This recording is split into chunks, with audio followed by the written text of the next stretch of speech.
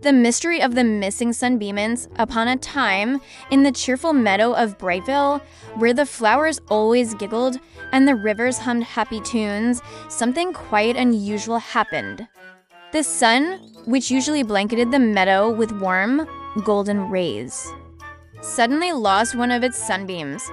That's right, a sunbeam had gone missing. The first to notice was Sammy the squirrel. Sammy had been juggling acorns, a skill he was very proud of when he realized his favorite sunspot had gone dull. "Hey, where's my sunshine?" Sammy squeaked, scratching his fluffy tail. "This is serious. I need that sunbeam for my morning acorn performances." Word spread fast.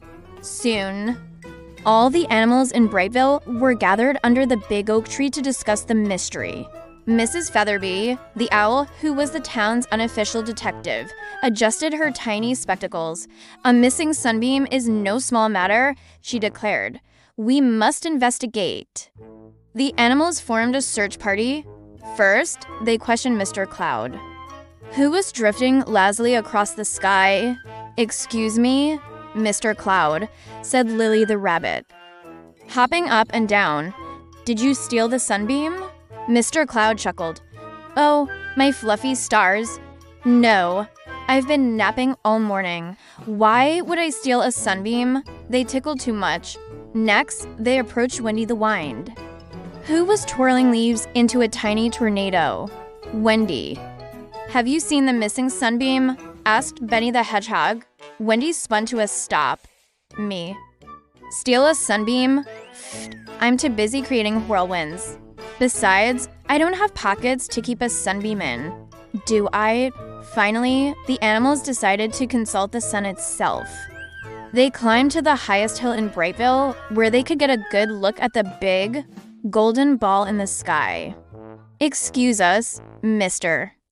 Sun," called Sammy. "Have you lost one of your beams?" The sun let out a deep, glowing chuckle. Yes.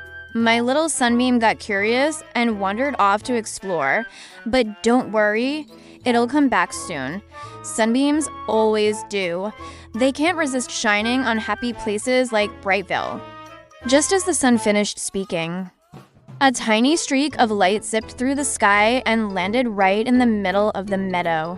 It was the missing sunbeam, looking sheepish. "Sorry, everyone," it said in a small, warm voice. "I wanted to see what the world looked like from behind the mountains. But I missed Brightville too much," the animals cheered. And Sammy did a celebratory backflip. The sunbeam promised to stay put. And Brightville was once again filled with golden light. The mystery was solved, and everyone agreed that it had been quite the adventure. From that day on, the animals kept an extra eye on their sunbeams, just in case they ever got curious again. This story end, and watch more story on it channel.